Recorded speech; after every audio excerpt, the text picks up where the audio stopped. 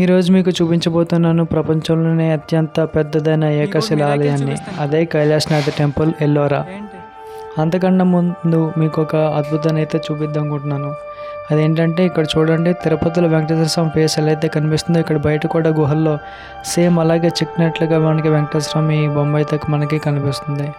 మీకే కనిపిస్తుందో అయితే చెప్పండి. ఇక మనమైతే ఇప్పుడు కైలాసనాథ్ టెంపుల్లోకి అయితే వెళ్దాం. మీరు చూస్తున్నారు కదా ఎంట్రన్స్ అయితే ఎలా ఉన్నదో. ఈ కట్టడం వచ్చేసి మనకి రాష్ట్రకూట రాజైన మొదటి కృష్ణుడు 756 ఏడీలో మొదలుపెట్టడం అయితే జరిగింది. చూడండి ఎంట్రన్స్ అనేది ఎలా అయితే ఉందో.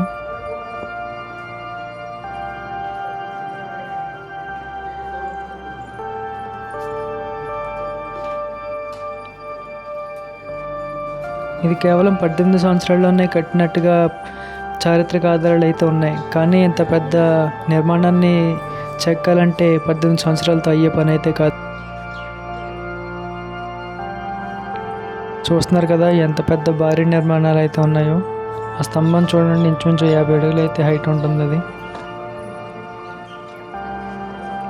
ఫస్ట్ ఏ ఆలయం అయినా సరే మనకి బేస్మెంట్ నుంచి అయితే కడతారు. అంటే పునాది, తర్వాత ఇటుక మీద ఇటుక, లేకపోతే రాళ్ళ మీద రాయిని పేర్చి అయితే కట్టడం అనేది జరుగుతుంది.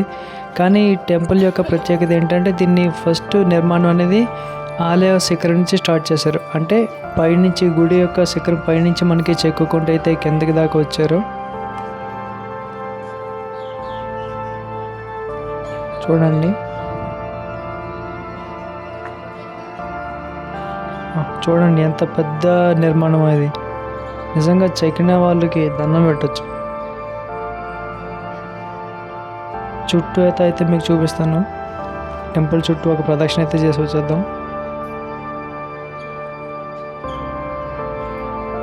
ఇదంతా కూడా బసాల్ట్ రాక్. ఇదంటే బసాల్ట్ రాక్ అంటే చాలా హార్డ్ మెటీరియల్ అన్నమాట, హార్డెస్ట్ రాక్ అనమాట. దీన్ని చెక్కాలంటే చాలా చాలా కష్టపడాలి.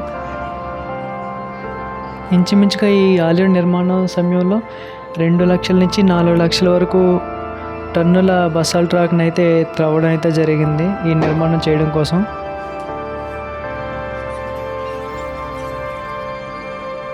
ఇప్పుడు మీకైతే టెంపుల్ చూపించిపోతున్నాను. ఇక్కడ బ్లూ సర్కిల్ ఏదైతే కనిపిస్తుందో అది కైలాసనాథ్ టెంపుల్. అండ్ ఇక్కడ ఎల్లో సర్కిల్ హైలైట్ చేసింది ఏంటంటే నంది మండపం. అక్కడైతే కైలాసనాథ్ లింగం ఎదురుగా నంది అనేది మనకి ఇక్కడ మండపంలో అయితే మనకు ఉంటుంది. పైకి వెళ్ళిన తర్వాత అది కూడా చూపిస్తాను మీకు. అంతకుముందు గుడి చుట్టూ ఒక రౌండ్ అయితే వేసేద్దాం.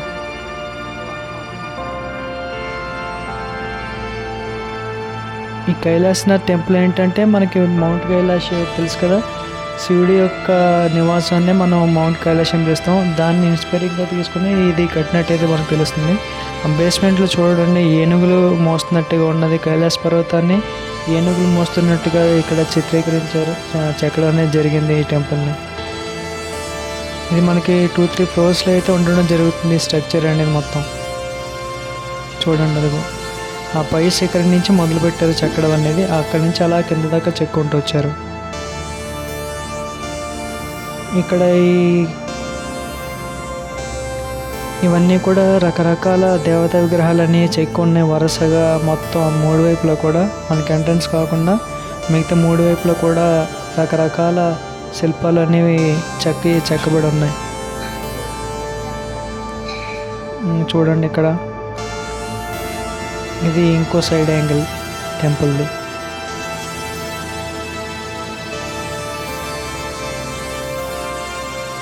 సమ్మర్లో వచ్చాం కదా, మిడ్ ఏప్రిల్లో వచ్చాం. ఎండ అయితే గట్టిగానే ఉంది.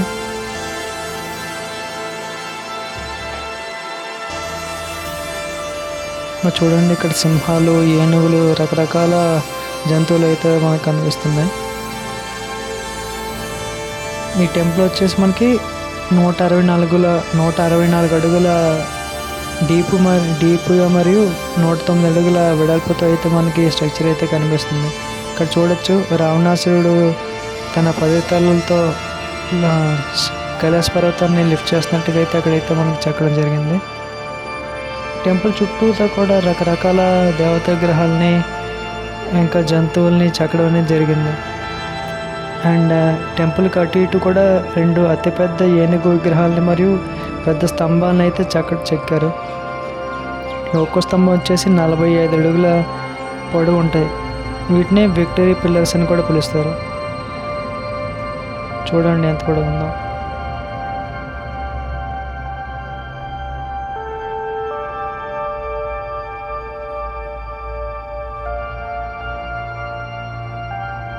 ఇది బ్రిడ్జ్, అది కనిపిస్తుంది నంది మండపం. ఇది ఎంట్రన్స్ గేట్ వైపు ఉండే కనెక్షన్.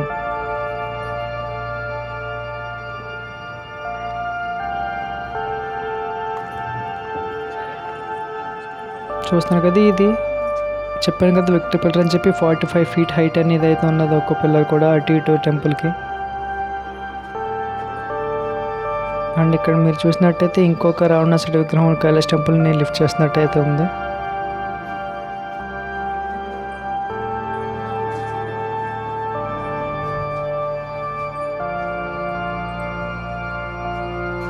నిజంగా ఇది 18 సంవత్సరాల్లో ఇంత పెద్ద నిర్మాణాన్ని చేశారంటే ఖచ్చితంగా ఆశ్చర్యమే. ఖచ్చితంగా 18 సంవత్సరాలు అయితే కట్టడం జరిగి ఉండదు. పురావస్తు శాఖ ఏం చెప్తున్నారంటే ఇంచుమించు 100 సంవత్సరాలు పట్టి ఉంటుందని అయితే చెప్పడం అనేది జరుగుతుంది. ఇక ఇప్పుడు మనం కైలాసనాథ్ టెంపుల్కి అయితే వెళ్దాం.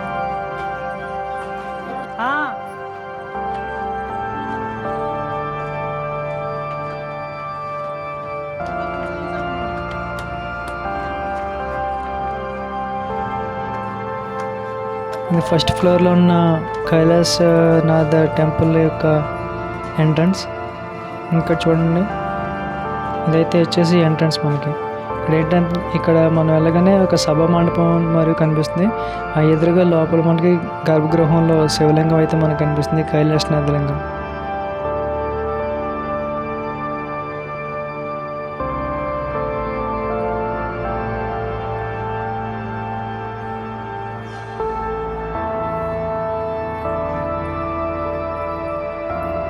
చూడండి ఎంత డీటెయిలింగ్ అయితే మనకు కనిపిస్తున్నాయో.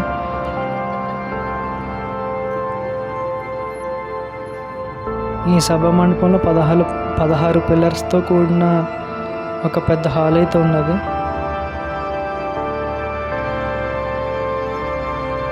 లోపల చాలా పెద్ద శివలింగం అయితే ఉంటుంది. దాన్నే కైలాసనాథ లింగం అని కూడా అంటారు.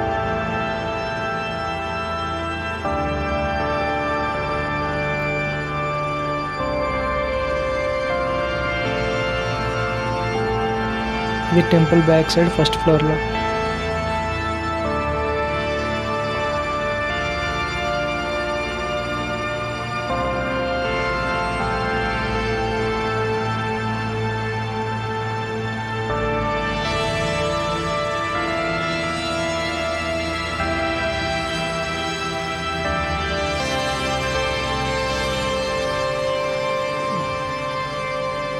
గుడి చుట్టూ ప్రదక్షిణ చేసినట్టుగా అయితే వచ్చాం.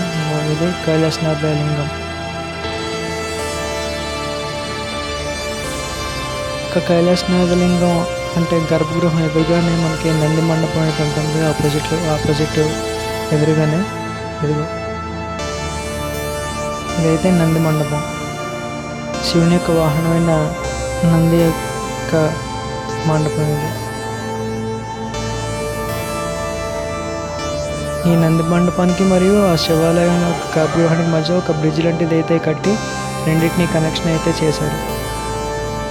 బయట నుంచి చూస్తే మనకి స్ట్రైట్గా ఎలా ఉంటుందో అలా కనిపిస్తుంది. నంది ఎదురుగా శివుడు.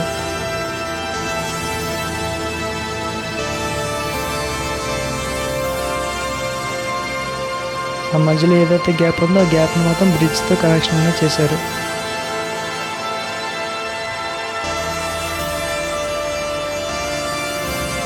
చూడండి స్తంభం ఎంత ఉందో. ఇంకా మా సెకండ్ ఫ్లోర్ ఫస్ట్ ఫ్లోర్కి వెళ్తున్నా సరే దానికన్నా హైట్లో ఉన్నది.